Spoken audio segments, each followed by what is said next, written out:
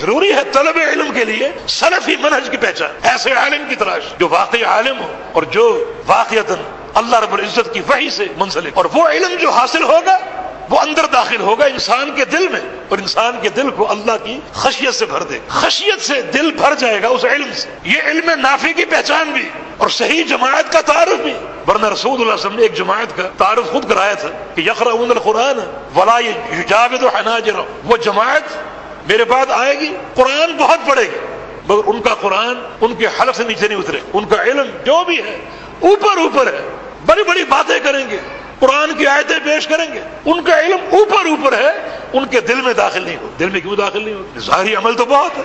عبد الرحمن بن ملجم جناب علی بن ابی طالب کا قاتل، اس پر حد قائم کر رہے تھے عبداللہ بن جعفر، اور طے شدہ پروگرام کے مطابق ان کے اعضاء کاٹے گئے، دونوں ہاتھ کاٹے گئے، دونوں ٹانگیں کاٹی گئی۔ اس شخص نے اف تک نہ کی، پھر گرم سلائی کر کے اس کی آنکھوں میں پھیرا گیا، آنکھیں لہو لہان ہو گئی، نابینا ہو گئی، اف تک نہ کی۔ پھر چھری پکڑی گئی اس کی زبان کاٹنے کے لیے، تو رو پڑا کہ میری زبان نہ کاٹو، زبان کاٹ دو گے تو اللہ کا ذکر کیسے کروں گا، قرآن کیسے پڑھوں؟ فرمایا کہ قرآن پڑھیں گے مگر وہ اندر نہیں جائے گا، اوپر رہے۔ کس وجہ سے؟ ان کے مناہج ایسے ہیں کہ ان کا علم نافع نہیں ہوگا، اوپر رہے گا، اندر نہیں جائے گا۔ آخر یہ خوارج اس قدر بدترین کیوں ہے؟ نبی علیہ السلام کا فرمان ہے کہ وہ کلاب النار، جہنم کے کتے۔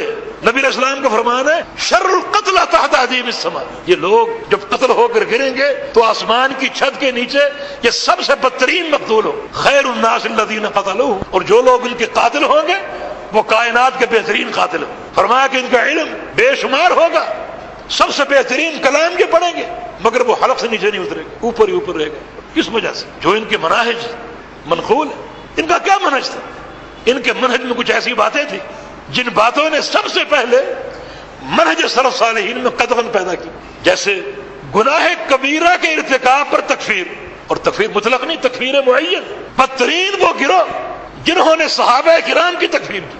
ایسا انسان تو بدبخت ہے، اس کے پاس علم کے خزانے کیوں نہ ہوں مگر اس کا علم اوپر ہی اوپر ہے، اسے خشیت الہی حاصل نہیں ہوتی۔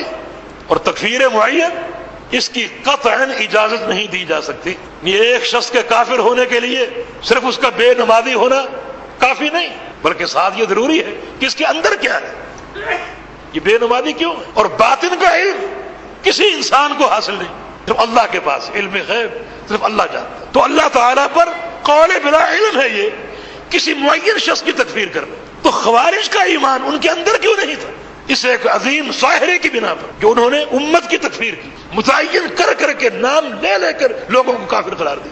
تو ایسے لوگوں کا ایمان، ایسے لوگوں کا عمل اوپر اوپر ہے، ان کے دل میں جو اللہ کی خشیت ہے، اللہ کا خوف ہے، قطعاً داخل نہیں ہوتا۔ جب ایک شخص کو آپ کافر کہیں گے تو اس کا معنی کیا ہے؟ اس شخص کے تعلق سے آپ معاشرے میں نفرت کے بیج بو رہے ہیں، اور یہ تو پیغمبر علیہ السلام کے فرامین کے قطعاً خلاف ہے۔ نبی علیہ السلام نے فرمایا تھا بشروا ولا تنفروا، لوگوں میں خوشیاں بانٹو، نفرتیں نہیں، یسروا ولا تعسروا، آسانیاں پیدا کرو، مشکلات نہیں۔ ان دین کی روح ہی اس بات پر قائم۔ اور کچھ لوگ ذرا کسی کا عمل دیکھا اور اس کی تشہیر شروع کر دی، کوئی حجت قائم نہیں کی۔ حجت اگر قائم بھی کرے تو کیسے قائم ہو سکتی؟ حجت کی اقامت بھی اللہ کے علم میں۔